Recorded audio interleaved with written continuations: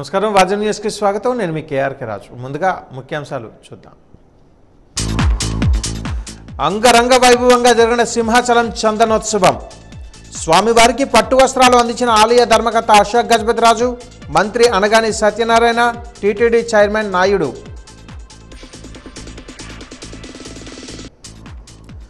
మహనీయుల జీవితం అధ్యయనం చేసి గొప్పతనాన్ని తెలుసుకోవాలి మహాత్మా బసవేశ్వర జయంతి వేడుకలలో వెల్లడించిన కలెక్టర్ అంబేద్కర్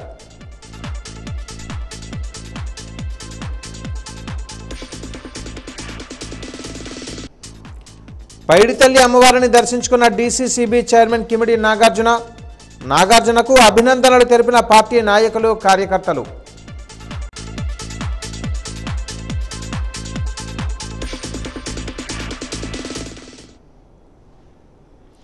వివరాలు చూద్దాం ప్రసిద్ధ పుణ్యక్షేత్రం సింహాచలం శ్రీ వరాహలక్ష్మీ నరసింహస్వామి ఆలయంలో జరిగే చందనోత్సవ కార్యక్రమానికి ఆంధ్ర ఒరిస్సా ఛత్తీస్గఢ్ ప్రాంతాల నుంచి లక్షలాది మంది భక్తులు తరలివచ్చారు స్వామివారి నిజ స్వరూపాన్ని చూసి అనుభూతి పొందాలని భక్తులు బారులు తీరారు ఆలయ ధర్మకర్త పూసపాటి అశోక్ గజపతి రాజు కుటుంబ సభ్యులతో స్వామివారికి పట్టు వస్త్రాలు చందనాన్ని సమర్పించారు ఆలయ అర్చకులు అశోక్ గజపతి రాజుకి పూర్ణ కుంభంతో స్వాగతం పలికి ప్రత్యేక పూజలు చేశారు రాష్ట్ర ప్రభుత్వం తరపున మంత్రి అనగాని సత్యప్రసాద్ స్వామివారికి పట్టు వస్త్రాలు సమర్పించారు తిరుమల తిరుపతి దేవస్థానం తరపున టీటీడీ చైర్మన్ బిఆర్ నాయుడు స్వామివారికి పట్టు వస్త్రాలు సమర్పించారు మంత్రి అనగాని సత్యప్రసాద్కి టీటీడీ చైర్మన్ బిఆర్ నాయుడికి ఆలయ అర్చకులు పూర్ణ కుంభంతో స్వాగతం పలికి ప్రత్యేక పూజలు చేశారు చందన అలంకరణలో ఉన్న స్వామివారిని రాష్ట్ర మంత్రులు అనిత కొండపల్లి శ్రీనివాస్ ఎమ్మెల్యేలు ఎమ్మెల్సీలు ప్రజాప్రతినిధులు అధికారులు దర్శించుకొని స్వామివారి కృపకు పాత్రులయ్యారు చందనోత్సవానికి వచ్చే భక్తులకు స్వామి దర్శనం కోసం ప్రత్యేక క్యూ లైన్లను అధికారులు ఏర్పాటు చేశారు సుమారు 2,000 మంది సిబ్బందితో భద్రతా చర్యలు చేపట్టారు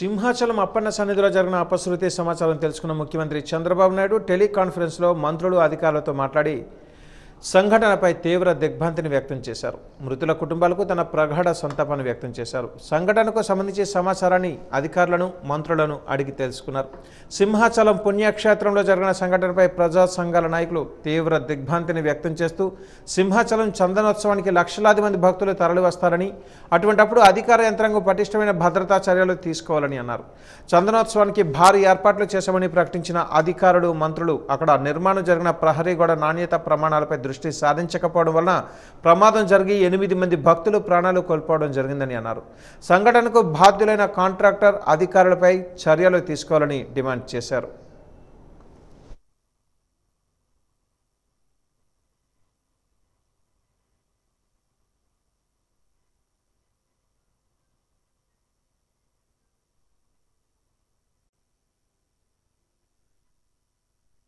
ఇదే ఎప్పుడు లేనిది సింహాచలంలో జరిగినటువంటి ఆ సంఘటన చాలా బాధాకరమైనటువంటి అంశం జరిగిన సంఘటన పైన తీవ్ర దిగ్భ్రాంతి వ్యక్తం చేస్తున్నాం అలాగే ప్రభుత్వం కూడా వెంటనే స్పందించింది ముఖ్యమంత్రి గారు 3-man కమిటీని వేశారు అట్లాగే స్థానికంగా వెంటనే కలెక్టర్ గారు ఎస్పీ గారు ఎన్డీఆర్ఎఫ్ బృందం కూడా అటెండ్ అయ్యింది ఏదేమైనప్పటికీ కూడా తగిన ఏర్పాట్లు తీసుకోవడంలో అక్కడ వైఫల్యం క్లియర్గా కనిపించింది ఇప్పుడు తెల్లవారుజామున 2 గంటల టైంకి చాలామంది ఇప్పటివరకు ఏమంటే అక్కడ ఎవరు లేరు అది అంటున్నారు ఎవరు ఊహించం కదా ఇలా జరుగుతుందని కానీ జరగకుండా ఏర్పాట్లు తీసుకోవాల్సింది ఎప్పుడూ కూడా మరి సింహాచలంలో ఒక యాత్ర జరుగుతున్నప్పుడు లక్షలాది మంది భక్తులు వస్తారు. ముఖ్యంగా నిజరూప దర్శనంకి తీసుకున్నా సరే, లేకపోతే సింహాచలం కొండ తిరుగుడు తీసుకుంటే లక్షల మంది వస్తారు.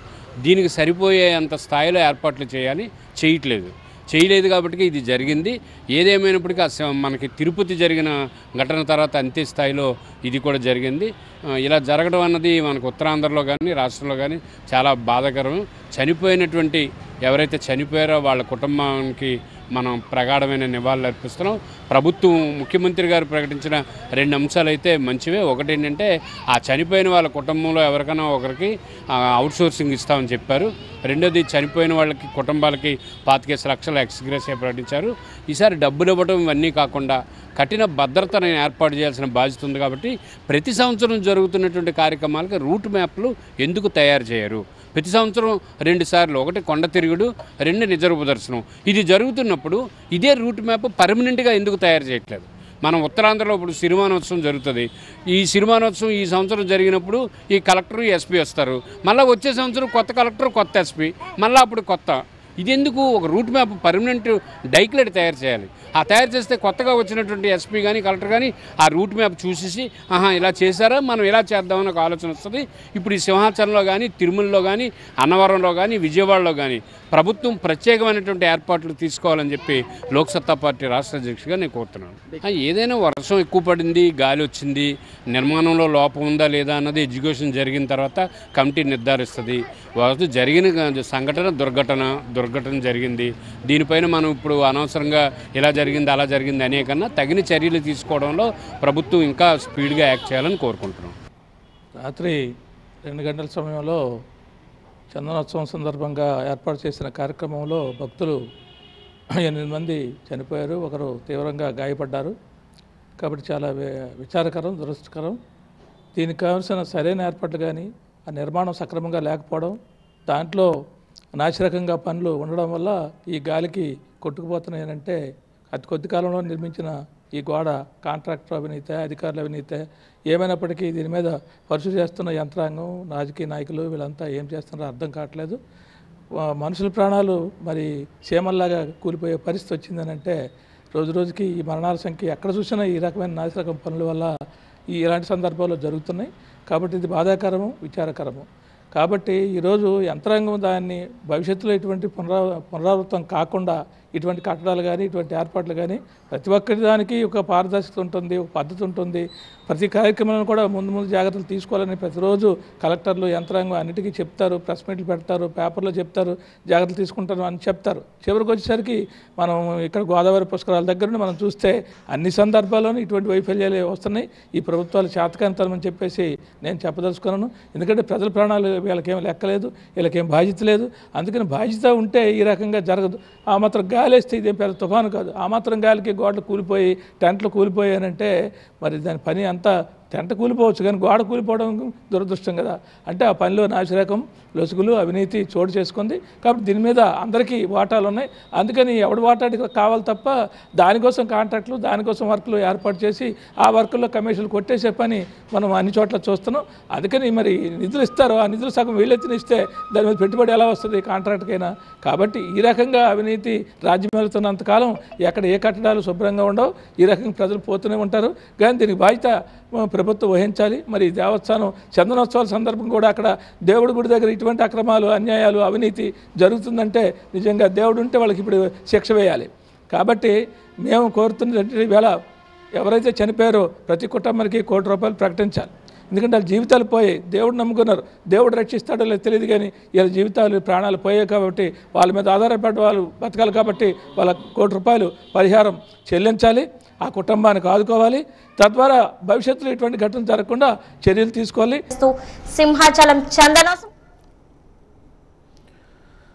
సింహాచలం పుణ్యక్షేత్రంలో జరిగిన సంఘటనపై హోంమంత్రి అనిత స్పందిస్తూ సంఘటన జరగడం దురదృష్టకరమని అన్నారు. సంఘటనపై ఇప్పటికే ముఖ్యమంత్రి చంద్రబాబు నాయుడు అధికారులతో మాట్లాడారని తెలిపారు. సంఘటనకు గల కారణాలు తెలుసుకునేందుకు విచారణ కమిటీ వేశామని అన్నారు. విచారణలో వచ్చే వాస్తవాలను పరిగణలోకి తీసుకుని చర్యలు తీసుకుంటామని హోంమంత్రి అనిత స్పష్టం చేశారు.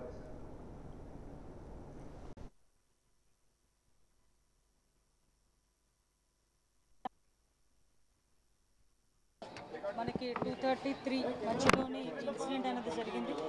యాక్చువల్గా ఇన్సిడెంట్ కూడా 2 o'clock చాలా హెవీ రైన్ ఒకటి స్టార్ట్ అయింది, అందరికీ తెలుసు. చాలా పెద్ద గాలి దుమారంతో చాలా ఉరుములు మెరుపులతో కూడిన భారీ వర్షం అయితే వచ్చింది.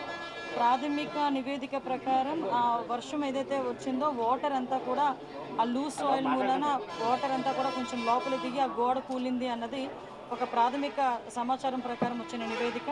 ఇంకా కూలంకషంగా మా వాళ్ళందరూ కూడా సార్ ఎంక్వైరీ చేస్తున్నారు. అట్ ద సేమ్ టైం అక్కడ 300 రూపీస్ క్యూ లైన్ ఉంది. ఆ క్యూ లైన్ అక్కడ జస్ట్ కరువు ఉంటుంది అనమాట. అంతవరకు అంత హెవీ క్రౌడ్ కూడా లేరు. జస్ట్ కరువు మూలన ఒక జస్ట్ కొంచెం క్రౌడ్ అక్కడ ఉన్నారు. అది మూవ్ అవుతూనే ఉన్నారు, ఎక్కడ కూడా మనకి ఆగిపోవడం కానీ అంటువేదేం లేదు. చాలా అన్ఫార్చునేట్ థింగ్, ఆ గోడ పడిపోవడం వలన సుమారుగా 7 ప్రాణాలు కోల్పోవడం జరిగింది. అందులో 4 పురుషులు ఉన్నారు, 3 స్త్రీలు ఉన్నారు. ఇంకా మిగతా రెస్క్యూ ఆపరేషన్స్ కూడా జరుగుతున్నాయి. ఈ సంఘటన జరిగినది అని తెలిసిన వెంటనే ఇమీడియట్గా ఎస్డిఆర్ఎఫ్ బృందాలు, ఫైర్ డిపార్ట్మెంట్, పోలీస్ డిపార్ట్మెంట్, అదేవిధంగా ఇక్కడ పనిచేస్తున్న వాలంటీర్స్ చిన్నపిల్లలైనా వాళ్ళకి చేతులెత్తి దండం పెట్టాలి. నిజంగా వాలంటీర్స్ అయితే ఇమీడియట్గా కొంతమందిని బయటకు తీసుకొచ్చి అప్పటికప్పుడు హాస్పిటల్ కూడా తరలించారు. ఎన్డీఆర్ఎఫ్ టీం కూడా ఆన్బోర్డ్ అయింది. ఎన్డీఆర్ఎఫ్ టీములు 2, ఎస్డిఆర్ఎఫ్ టీంలో ఒక 2, fire department and police department అందరూ కలిసి రెస్క్యూ ఆపరేషన్స్ కూడా చేస్తున్నారు. మొత్తం అంతా క్లియర్ చేస్తున్నారు అందరూ కూడా. నిజంగా చనిపోయిన వాళ్ళ కుటుంబాలందరికీ కూడా ప్రగాఢమైన సంతాపం తెలియజేసుకుంటున్నాం గవర్నమెంట్ తరఫున కూడా. అన్ని యాంగిల్స్ నుండి మేము దర్యాప్తు చెప్తామండి. ఇది ఏ టైంలో కన్స్ట్రక్ట్ జరిగింది, ఏ స్కీమ్లో కన్స్ట్రక్ట్ జరిగింది, ఎవరు కాంట్రాక్టరు, ఎవరు ఇంజనీరు, ఎవరు క్వాలిటీ కంట్రోల్ ఎవరు చేశారు, ఎవ్రీథింగ్ మేము ఇందులో ఎంక్వైరీ చేసుకుంటాం. ఎందుకంటే ఇక్కడ ప్రాణాలు కోల్పోయారు, ఈజీగా వదిలేయాల్సిన అవసరం ఏం లేదు. ఇందులో గవర్నమెంట్ కూడా చాలా సీరియస్గా ఉంది. అన్ని కోణాల్లో నుంచి కూడా మేము విచారణ జరుపుతాం. ఎవరైతే ఉన్నారో బాధ్యులు కఠినంగా శిక్షించే ప్రక్రియ గవర్నమెంట్ తీసుకుంటుంది.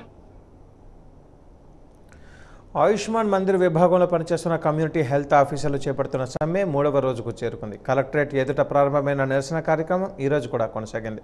గజపతి నగరం రాజాం కమ్యూనిటీ హెల్త్ ఆఫీసర్స్ నిరసన తెలియజేశారు. ఈ సందర్భంగా ఆరోగ్య సిబ్బంది సంధ్య మాట్లాడుతూ 6 సంవత్సరాలు అవుతున్న తమ ఉద్యోగాలు ఇంకా క్రమబద్ధీకరించలేదని, తక్షణమే రెగ్యులరైజ్ చేయాలని కోరారు. జీతాలను పెంచాలని డిమాండ్ చేశారు. పని ఒత్తిడిని తగ్గించాలని చెప్పారు. తమ న్యాయపరమైన డిమాండ్లను పరిష్కారం చేయకపోతే సమ్మెను ఎన్ని రోజులైనా చేస్తామని హెచ్చరించారు.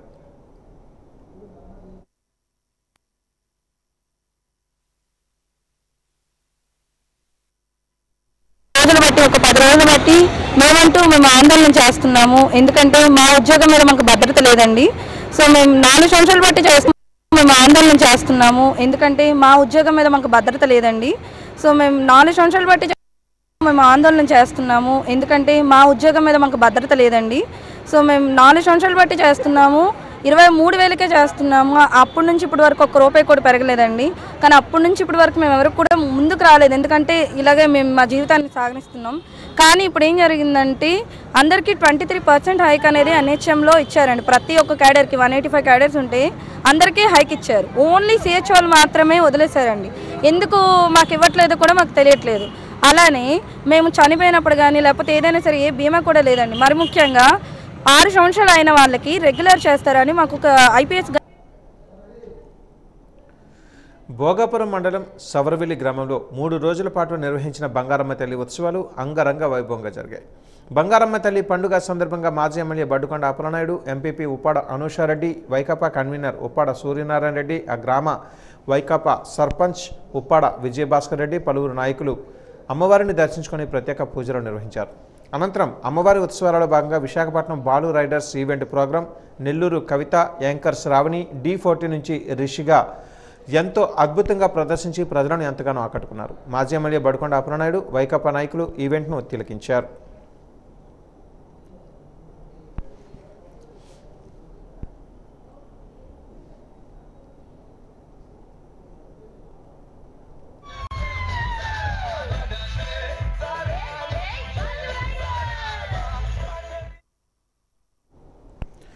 మహనీయుల జీవితాలను అధ్యయనం చేసి వారి గొప్పతనాన్ని ప్రతి ఒక్కరూ తెలుసుకోవాలని జిల్లా కలెక్టర్ డాక్టర్ బిఆర్ అంబేద్కర్ కోరారు. మహాత్మా బసవేశ్వర జయంతి కార్యక్రమం కలెక్టరేట్ ఆడిటోరియంలో బుధవారం ఘనంగా జరిగింది. జిల్లా యువజన సంక్షేమ శాఖ ఆధ్వర్యంలో జరిగిన ఈ కార్యక్రమానికి ముఖ్య అతిథిగా హాజరైన జిల్లా కలెక్టర్ అంబేద్కర్ బసపోడి చిత్రపటానికి పూలమాలలు వేసి నివాళులర్పించారు. ఈ సందర్భంగా కలెక్టర్ మాట్లాడుతూ మహానుభావుల త్యాగం గొప్పదనాన్ని ప్రతి ఒక్కరూ తెలుసుకొని చైతన్యవంతం కావాల్సిన అవసరం ఉందని అన్నారు. దీనికోసం గొప్పవారి జీవిత చరిత్రలు చదవాలని కోరారు. దీనికోసం మహనీయుల వర్ధంతులను జయంతులను ప్రభుత్వం నిర్వహిస్తోందని చెప్పారు.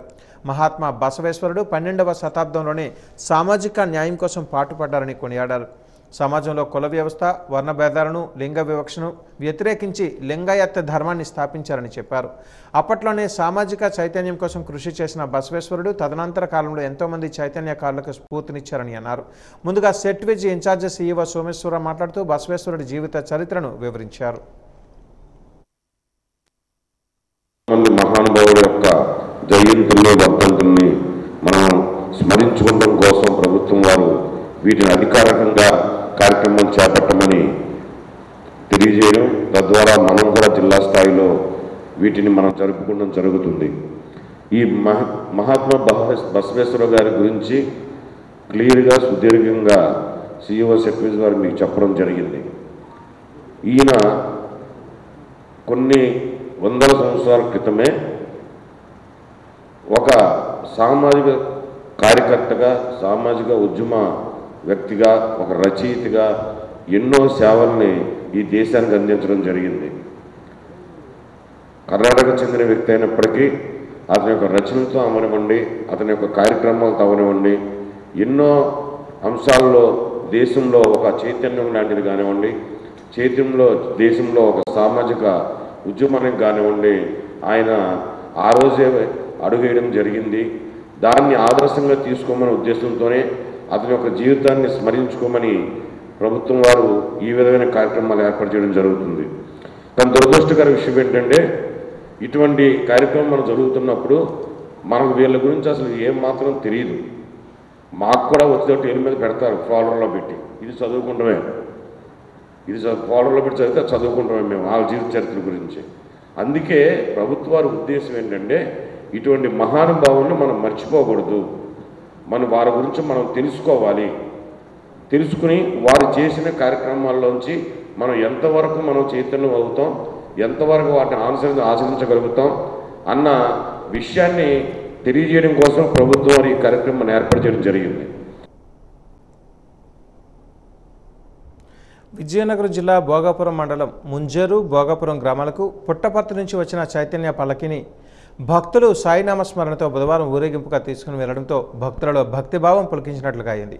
గ్రామ పురవీధులలో ఈ రథాన్ని ఊరేగించగా భక్తులు తండోపతండాలుగా వచ్చి సత్య సాయిబాబా ఆశీస్సులు తీసుకున్నారు. ఈ ఊరేగింపులో బాల వికాస్ పిల్లలు చేపట్టిన నృత్యాలు చూపాలను ఎంతగానో ఆకట్టుకున్నాయి. బ్యాండ్ మేళాలతో, మందుగుండు సామగ్రితో, సాయి నామస్మరణతో బాబా రథాన్ని సత్యసాయి మందిరం వరకు తీసుకుని వెళ్లారు.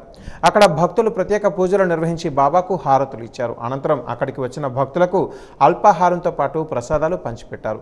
ఈ సందర్భంగా జిల్లా సత్యసాయి కన్వీనర్ సునీల్ కుమార్ మాట్లాడుతూ, జిల్లాలోనే మొట్టమొదటిగా ముంజేరు, భోగాపురం ప్రాంతాలకు ఈ బాబా చైతన్య రథాన్ని తీసుకుని రావడం భక్తులలో మరింత ఉత్తేజం పెరిగిందని పేర్కొన్నారు. సేవా దృక్పథంతో భక్తిభావం పెంపొందించుకొని సాయి సేవలో తరించాలని పిలుపునిచ్చారు. సత్య సాయిబాబా తనువు చాలించిన తర్వాత ఆయన అందరిలో కొలువై ఉన్నారని అన్నారు.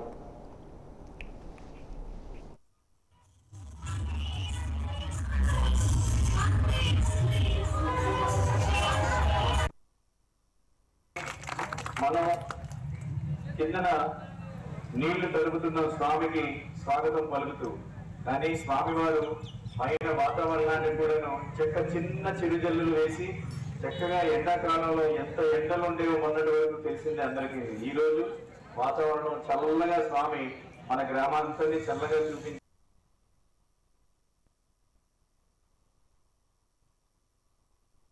అందరికీ. ఈ రోజు వాతావరణం చల్లగా స్వామి మన గ్రామాంతని చక్కగా ఎండాకాలంలో ఎంత ఎండలు ఉండేవో మొన్నటి వరకు తెలిసింది అందరికీ. ఈ రోజు వాతావరణం చల్లగా స్వామి మన గ్రామాంతని చల్లగా చూపించి మనందరినీ కూడాను. తెలుగుదేశం పార్టీ జాతీయ అధ్యక్షులు ముఖ్యమంత్రి చంద్రబాబు తనకు డీసీసీబీ చైర్మన్గా అవకాశం కల్పించడం ఆనందంగా ఉందని తెలుగుదేశం పార్టీ జిల్లా అధ్యక్షులు కిమిడి నాగార్జున తెలిపారు. గత 6 ఏళ్లుగా తెలుగుదేశం పార్టీ బలోపేతానికి, కార్యకర్తల సంక్షేమం దిశగానే తన అడుగులు పడ్డాయని చెప్పారు. భవిష్యత్తులోని పార్టీ కోసం అహర్నిశలు శ్రమిస్తానని, అన్ని వేళల వెన్నంటి ఉంటున్న శ్రేణులకు అండగా నిలుస్తానని తెలిపారు. డీసీసీబీ అధ్యక్షులుగా నియమితులైన కిమిడి నాగార్జున ఈరోజు ఉదయం విజయనగరం పైడితల్లి అమ్మవారిని దర్శించుకొని ప్రత్యేక పూజలు జరిపారు. అనంతరం మీడియాతో మాట్లాడుతూ కష్టపడి పనిచేసే నాయకులకు కార్యకర్తలకు తెలుగుదేశం పార్టీలో ఎప్పుడూ సముచిత స్థానం ఉంటుందని తెలిపారు. డీసీసీబీ చైర్మన్గా తనకు అవకాశం కల్పించిన ముఖ్యమంత్రి చంద్రబాబు నాయుడు, మంత్రి నారా లోకేష్లకు రుణపడి ఉంటానని చెప్పారు.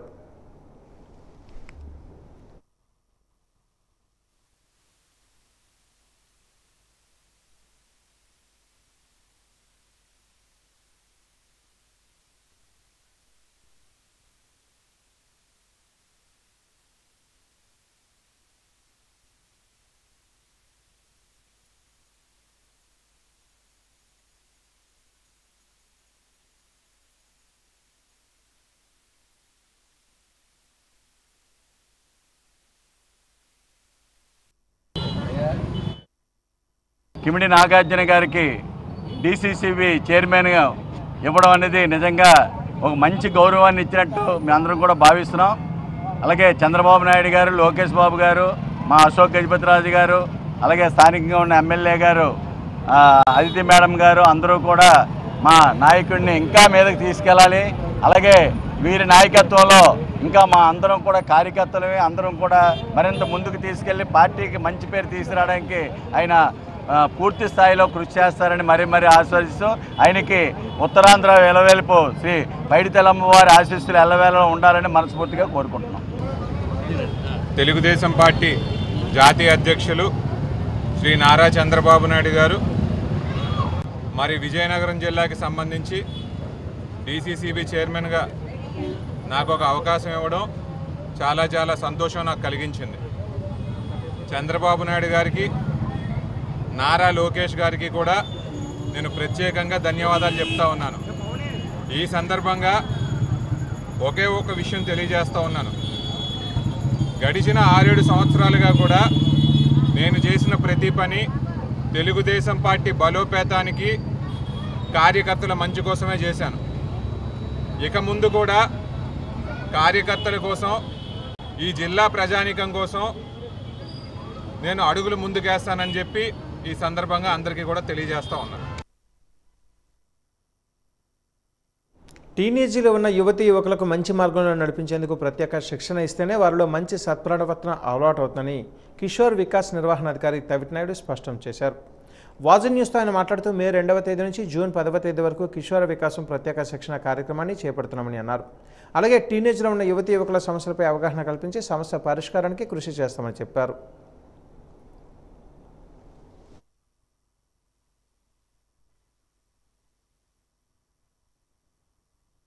ముఖ్యంగా మనకి వివాహాలు ఎక్కువగా జరగడానికి ఆస్కారం ఉంటుంది. ఈ వివాహాల్లో బాల్య వివాహాలు కూడా ఎక్కువ జరగడానికి ఆస్కారం ఉంటుంది.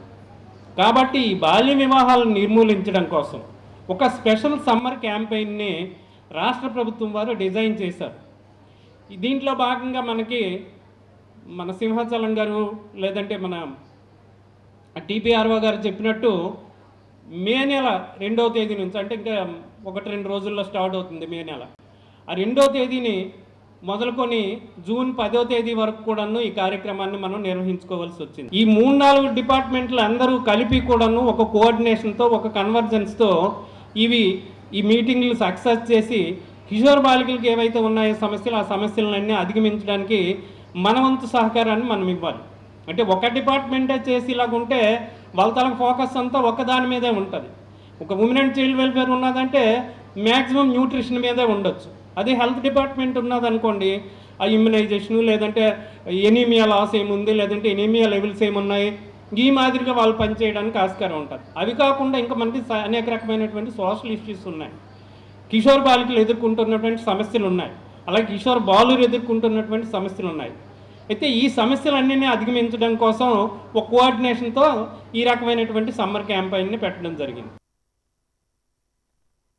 పవిత్ర పుణ్యక్షేత్రం సింహాచలం దేవస్థానంలో జరిగిన సంఘటన దురదృష్టకరమని ఆలయ ధర్మకర్త, మాజీ కేంద్ర మంత్రి పూసపాటి అశోక్ గజపతిరాజు అన్నారు.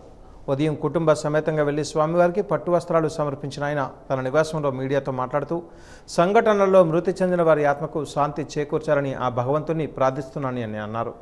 సింహాచలంలో జరిగిన సంఘటనపై 3 సభ్యులతో కమిటీని ప్రభుత్వం వేసిందని అన్నారు. కమిటీ విచారణలో వాస్తవాలు వెలుగులోకి వస్తాయని తెలిపారు.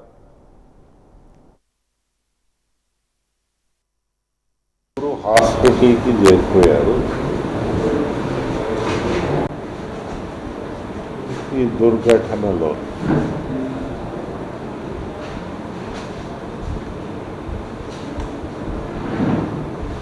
సో దీనికి మొదటి అప్రోచ్ మానవత్వ అప్రోచ్ ఉండాలి.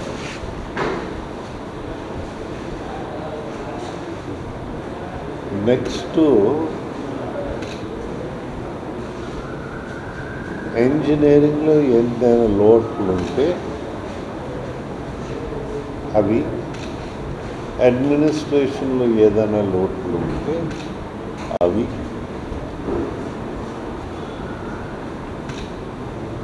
అది తెలుసుకుని రీజనబుల్ టైంలో కరెక్టివ్ మెజర్స్ తీసుకోవడం మంచిది. భవిష్యత్ మొదట చూసి భవిష్యత్తులో ఎప్పుడు ఇలా జరగకుండా ఉంచడం మన అందరి బాధ్యత.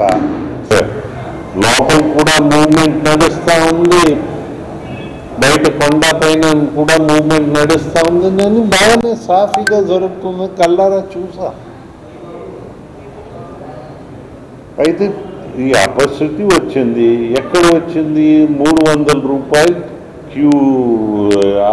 క్యూలో వచ్చింది. వెంటనే వారు ఏం చేస్తారు, ఉన్న క్యూని డైవర్ట్ చేసి 1000 ఇంకో దాంట్లో పంపించారు. ఈ క్యూస్ ఆపల. సో వారు చేయవలసింది చేశారు. భక్తులు వస్తున్నారు, న్యాచురల్. అది కింద పార్కింగ్ ఇచ్చారు, పైన అందరికీ బస్సుల్లో పంపిస్తున్నారు.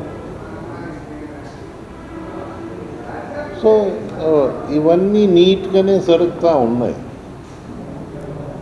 కాకపోతే ఈ అపశృతులు రానికంట ఉంచడం ధర్మము. వీఆర్ఏలు సమస్యల పరిష్కారం చేయాలని డిమాండ్ చేస్తూ ఆంధ్రప్రదేశ్ గ్రామ రెవెన్యూ సహాయకుల సంఘం ఆధ్వర్యంలో జిల్లా కలెక్టరేట్ కార్యాలయం ముందు నిరసన కార్యక్రమాన్ని చేపట్టారు.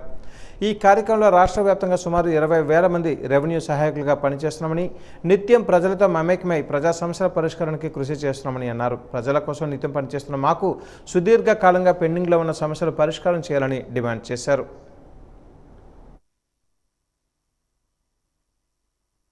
ఈరోజు రాష్ట్రంలో ఉన్నటువంటి అన్ని కలెక్టరేట్ల వద్ద కూడా ధర్నా కార్యక్రమం నిర్వహిస్తూ కలెక్టర్ల ద్వారా ప్రభుత్వానికి రాయబారం నేర్పాలనే ఉద్దేశంతో ఈ కార్యక్రమం నిర్వహిస్తున్నాము. ముఖ్యంగా వీఆర్ఎల్ సమస్యలు పరిష్కరించడంలో ప్రభుత్వాలు శ్రద్ధ చూపడం లేదు. జీతం చాలా తక్కువ.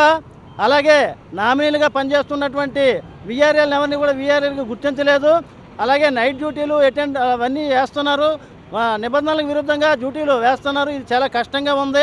వెంటనే తెలంగాణ రాష్ట్రంలో ఏ రకంగా అయితే పే స్కేల్ అమలు చేశారో మన రాష్ట్రంలో కూడా పే స్కేల్ అమలు చేసి వీఆర్ఎల్ని ఆదుకోవాలి. వెంటనే ఈ డిమాండ్స్ మీద ప్రభుత్వం స్పందించి పరిష్కారం చేయాలని చెప్పి సందర్భంగా కోరుతున్నాం. లేని పక్షంలో భవిష్యత్తులో వీఆర్ఎల్ పోరాటం రాష్ట్ర వ్యాప్తంగా ఉధృతం చేయడానికి వెనకంజ వేయమని చెప్పి సందర్భంగా ప్రభుత్వానికి హెచ్చరిస్తున్నాం.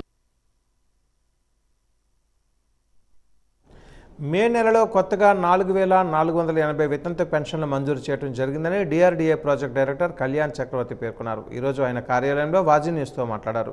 భర్త చనిపోయిన వారికి ఇబ్బంది పడకూడదని ప్రభుత్వం త్వరితగతిన పెన్షన్ మంజూరు చేయడం జరిగిందని అన్నారు. డిసెంబర్ 1, 2023 నుంచి అక్టోబర్ 31, 2024 తేదీల మధ్యలో చనిపోయిన భర్తలకు మాత్రమే ఇది వర్తిస్తుందని అన్నారు. మృతి చెందిన వారి భార్యలకు పెన్షన్ మంజూరు చేయడం జరిగిందని తెలిపారు. మే నెల 2, 3 తేదీలలో పెన్షన్ ఇవ్వడం జరుగుతుందని అన్నారు.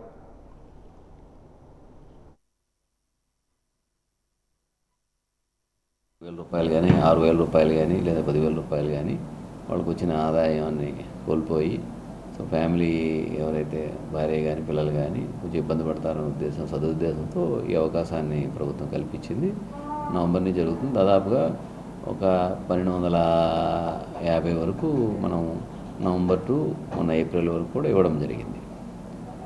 అయితే ఈ ఇచ్చే క్రమంలో అంతకుముందు ఇట్లాంటి కేసులు ఉంటే ఏం చేద్దామన్న అన్ని దగ్గర నుంచి కూడా రిక్వెస్ట్లు రావడం జరుగుతూ ఉంది. ఇట్లాంటి కేసులు ముందు నెలలో ఉంటే వాటికి కూడా ఏమని రిలీజ్ చేయమని చెప్పడం జరిగింది. దాని మీద ప్రజాప్రతినిధులు కానీ లేదంటే అందరూ కూడా అధికారులు కానీ ప్రభుత్వం దృష్టికి తీసుకెళ్లారు. దాని మీద ప్రభుత్వం కూడా సానుకూలంగా స్పందించి 1/12/2023 అంటే గత డిసెంబర్లో నుంచి 31/10/2024 అంటే మనం 1/11 నుంచి మన వాళ్ళందరికీ ఇచ్చేస్తున్నాము కంటిన్యూగా. సో 31/10/2024 మధ్యలో ఉన్న ఇలాంటి కేసులన్నీ కూడా ఎవరైతే భర్త చనిపోయి సో ఇంట్లో ఉన్న భార్యకు సంబంధించి స్పౌస్ పెన్షన్ ఇచ్చే విధంగా ఆదేశాలు ఇవ్వడం జరిగింది. మన జిల్లాలో దాదాపు 4,480 వరకు అట్లాంటి ఉన్నాయి. సో వాటికి సంబంధించి మనం అందరూ వెల్ఫేర్ అసిస్టెంట్కి చెప్పాము, వాటిని ఇమీడియట్గా అప్లోడ్ చేయమని చెప్పాము. ఆ ప్రాసెస్ జరుగుతూ ఉందండి. వాళ్ళందరికీ కూడా ఈ నెలలోనే పెన్షన్ వస్తుంది. మేబీ 1వ తారీఖు కాకపోయినా దీన్ని ప్రత్యేకంగా 3వ తారీఖున మేబీ ఇవ్వడం జరుగుతుంది ఇది. సో ఈ నెలలో డెఫినెట్గా పెన్షన్ అనేది ఈ 4,480 కేసులు కూడా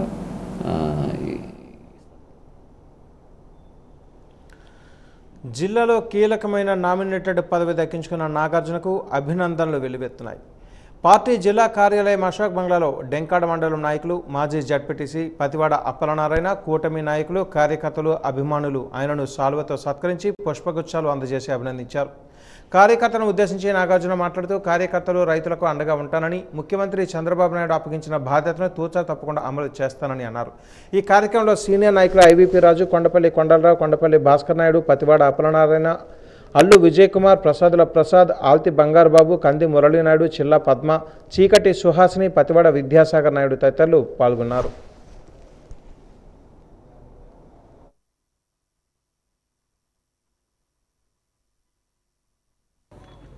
నారా చంద్రబాబు నాయుడు గారు, నారా లోకేష్ గారు మరి ఉమ్మడి విజయనగరం జిల్లాకి డీసీసీబీ చైర్మన్గా నాకు అవకాశం కల్పించినందుకు వారికి ముందుగా ప్రత్యేక ధన్యవాదాలు తెలియజేస్తూ ఉన్నాను. నాకు వచ్చిన ఈ పదవి ఒక బాధ్యత కింద స్వీకరిస్తూ ఉన్నాను. రాజకీయాల్లో ఇదే నా మొదటి అడుగు అని చెప్పి కూడా భావిస్తున్నాను. మరి ఈ పదవితో జిల్లాలో ఉన్న రైతాంగం అందరికీ కూడా ఖచ్చితంగా సేవ చేద్దామనే ముందుకెళ్తాను. మా నాయకులకు కానివ్వండి, కార్యకర్తలకు కానివ్వండి, రైతులకు కానివ్వండి, ఏ రకమైన సహాయ సహకారాలు కావాలన్నా వాటన్నిటినీ కూడా పరిష్కరించే దిశగా ముందుకెళ్తానని చెప్పి తెలియజేస్తున్నాను.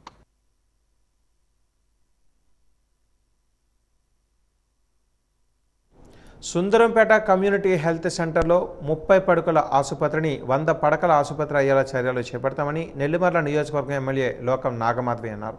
బుధవారం స్థానిక ఆసుపత్రిలో ఆపరేషన్ థియేటర్ ప్రారంభోత్సవానికి వచ్చిన సందర్భంగా ఆమె మీడియాతో మాట్లాడుతూ హైవేకి ఆనుకొని ఉన్నందున రోగులకు మెరుగైన వైద్య సేవలు అందించే విధంగా ప్రభుత్వం దృష్టికి తీసుకుని వెళ్లడం జరిగిందని, మంజూరికి కృషి చేస్తారని హామీ ఇచ్చారు. అలాగే ఇక్కడ హైవేలో రోడ్డు ప్రమాదాలు ఎక్కువగా జరుగుతూ ఉన్నందున ట్రామా కేర్ సెంటర్ను కూడా ఏర్పాటయ్యే విధంగా తమ వంతు కృషి చేస్తారని ఆమె పేర్కొన్నారు. 20 ఏళ్ల క్రిందట నిర్మించిన భవనం శిథిలావస్థకు చేరడంతో మరమ్మతులకు నిధులు మంజూరయ్యేలా చర్యలు చేపడతామన్నారు. సింహాచలం చందనోత్సవంలో భాగంగా ఈరోజు జరిగిన దుర్ఘటన బాధాకరమని, ఇటువంటివి పునరావృతం కాకుండా దేవాదాయ శాఖ అధికారులు ప్రత్యేక చర్యలు తీసుకోవాలని ఆమె సూచించారు. సిహెచ్సి వైద్యాధికారి వెంకటరమణ మాట్లాడుతూ గతంలో ఉన్న ఆపరేషన్ థియేటర్ పూర్తిగా శిథిలావస్థకు చేరుకోవడంతో నూతనంగా నిర్మించిన ఆపరేషన్ థియేటర్ భవనాన్ని ఎమ్మెల్యే చేతుల మీదుగా ప్రారంభించడం జరిగిందన్నారు. ఇకపై రోగులకు ఎలాంటి ఇబ్బందులు లేవని, అవసరమైన శస్త్రచికిత్సలు చేయడం జరుగుతుందని రోగులు గ్రహించాలని విజ్ఞప్తి చేశారు. సీనియర్గా ఉన్న కేసులు విజయనగరం పంపడం జరుగుతుందని చెప్పారు. ఆ గోడ కూలిపోవడం భక్తులందరూ కూడా, ఎందుకంటే ఈరోజు సింహాచలంలో ఉన్న సింహాద్రప్పని దర్శనం చేసుకోవడానికి కొన్ని లక్షల మంది భక్తులు అక్కడికి వస్తారు. ఇలాంటి అపశృతి రావడం చాలా బాధాకరంగా ఉన్నది. ఇటువంటి విషయాల్లో మనం మరింత కడు జాగ్రత్తగా ఉండవలసిన అవసరం చాలా ఉందని దేవాలయాల సిబ్బందులను కూడా మనం రిక్వెస్ట్ చేయడం జరుగుతున్నది. ఈరోజు సిహెచ్సిలో పాత ఆపరేషన్ థియేటరు సీలింగ్ బాగా పాడైపోయి పెచ్చులు పడిపోయి అధ్వాన స్థితిలోకి రావడం వలన దాన్ని వార్ఫుడ్ బేసిస్లో కొత్త బిల్డింగ్లోకి మూవ్ చేయడం జరిగింది. అక్కడ అకామిడేట్ చేసుకోవాల్సి వచ్చింది. సో ఆ బిల్డింగ్ ఓపెనింగ్ ఈరోజు చేయడం జరిగింది. అలాగే ఈ పాత బిల్డింగ్ కూడా 20 సంవత్సరాల బిల్డింగ్ ఇది. దీన్ని కూడా మనం ఆ సీలింగ్ అంతటిని కూడా ఎలా బాగు చేయాలి, ఎలా పునరుద్ధరించుకోవాలి ప్రస్తుత అవసరాల కోసం అన్న దృష్ట్యా దాని మీద కూడా ఎంత బడ్జెట్ అవుతుంది అన్న దాని మీద ఇక్కడ డాక్టర్ గారితో నేను అలాగే సిబ్బందితోని అలాగే ఇంజనీర్లతో అందరితో మాట్లాడడం జరిగింది. ఖచ్చితంగా ఈ పర్టికులర్ సిహెచ్సి నేషనల్ హైవే పక్కన ఈ సిహెచ్సి చాలా ఉపయోగపడుతుంది. మన నెల్లిమర్ల నియోజకవర్గానికే కాదు, హైవే యాక్సిడెంట్స్ కూడా మనకి చాలా అవుతూ ఉంటాయి, ఇక్కడికి వస్తూ ఉంటారు. కాబట్టి దీన్ని అప్గ్రేడ్ చేయమని, దీన్ని 100 పడకలకి అప్గ్రేడ్ చేయమని, అలాగే ఇక్కడ ట్రామా సెంటర్ పెట్టమని మనం రిక్వెస్ట్ చేయడం జరిగింది ఆల్రెడీ గవర్నమెంట్ని. గవర్నమెంట్ కూడా దాన్ని సానుకూలంగా స్పందిస్తూ ఫేజ్ 2లో ఖచ్చితంగా పెడతామని కూడా వాళ్ళు మాట ఇవ్వడం జరిగింది. సో దాని మీద ప్రత్యేకంగా నేనే ఫాలోఅప్ చేస్తున్నాను, చేసి ఇక్కడ తీసుకొచ్చే దిశగా తీసుకువెళ్తున్నాము. మంచి ప్రజాపాలన అందిస్తూ ప్రజలకి సదుపాయాలు కల్పించడంలో ముందు ఉండేటట్టు ఉంటుందని, ఎన్డీఏ కూటమి ప్రభుత్వం ఎప్పుడూ ముందంజలో ఉంటుందని ప్రజలకు మీ ద్వారా తెలియజేస్తుంది. పిల్లలలో క్రీడల పట్ల ఆసక్తి పెంపొందించేందుకు మే 1వ తేదీ నుంచి మే 31వ తేదీ వరకు ఉచిత వేసవి శిక్షణ శిబిరాలు నిర్వహిస్తున్నామని జిల్లా క్రీడా సంస్థ అధికారి వెంకటేశ్వరరావు తెలిపారు. వాజీ న్యూస్తో ఆయన మాట్లాడుతూ వేసవిని దృష్టిలో పెట్టుకుని పిల్లల ఇతర అలవాట్లపై ఆసక్తి కనబరచకుండా ఉండేందుకు పట్టణ గ్రామీణ ప్రాంతాలలో ఉన్న 16 నుంచి 25 సంవత్సరాల బాలుర బాలికలకు నిర్వహించే వేసవి శిక్షణ శిబిరాలలో దరఖాస్తు చేసుకుని ఉచిత శిక్షణ పొందాలని కోరారు.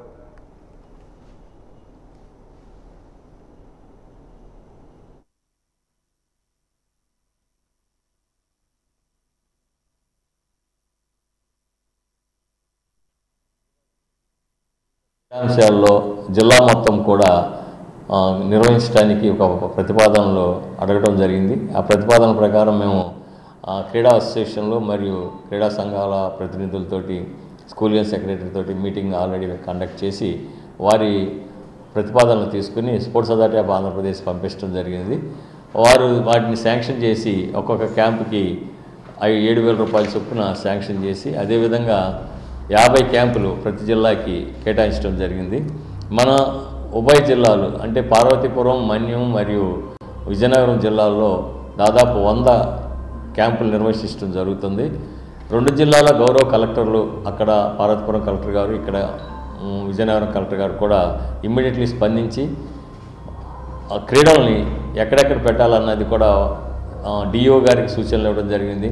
అదేవిధంగా డిఎంహెచ్ఓ గారికి వేసవి ఉంది కాబట్టి ఆ క్రీడా ప్రాంగణాలలో క్రీడా క్యాంపులు ఎక్కడైతే శిబిరాలు జరుగుతాయి అక్కడ ఓఆర్ఎస్ ప్యాకెట్లు, మెడికల్ కిట్లు కూడా సప్లై చేయమని లెటర్ పూర్వకంగా తెలియజేయడం జరిగింది. సో రేపటి నుంచి జరగబోయే క్రీడా వేసవి శిక్షణ శిబిరాలని తల్లిదండ్రులు, ఈరోజు పిల్లలందరూ కూడా సెల్ ఫోన్ దగ్గర పెట్టుకుని సెల్ ఫోన్లో ఎంగేజ్ అవుతున్న సమయంలో శారీరకంగా మరియు మానసికంగా సెల్ ఫోన్లో ఉంటూ కూడా ఇబ్బంది పడుతున్నారు. శారీరక ఫిజికల్ ఎక్సర్సైజ్ ఉండదు. కాబట్టి ఈ క్రీడా దగ్గరలో ఉన్న మీ శిబిరాలకు ఇచ్చేసి మీ స్టూడెంట్స్ని 14 సంవత్సరాలు 15 సంవత్సరాలు ఉన్న లోపున్న క్రీడాకారుల్ని ఈ క్రీడా శిబిరాలలో రిజిస్ట్రేషన్ చేసుకుని వారిని పంపించి ఈ అవకాశాన్ని సద్వినియోగం చేయవలసిందిగా విజ్ఞప్తి చేస్తున్నారు. వాజీ న్యూస్ ముగించే ముందు ముఖ్యాంశాలు మరొకసారి. అంగరంగ వైభవంగా జరిగిన సింహాచలం చందనోత్సవం. స్వామివారికి పట్టు వస్త్రాలు అందించిన ఆలయ ధర్మకర్త అశోక్ గజపతిరాజు, మంత్రి సత్యనారాయణ, టీటీడీ చైర్మన్ నాయుడు. మహనీయుల జీవితం అధ్యయనం చేసి గొప్పతనాన్ని తెలుసుకోవాలి. మహాత్మా బసవేశ్వర జయంతి వేడుకలలో వెల్లడించిన కలెక్టర్ అంబేద్కర్.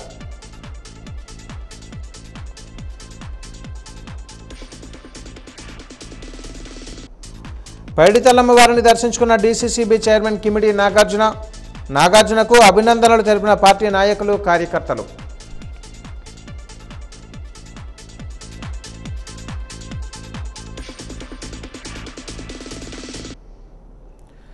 వాజీ న్యూస్ ఇంతటితో సమాప్తం. నమస్కారం.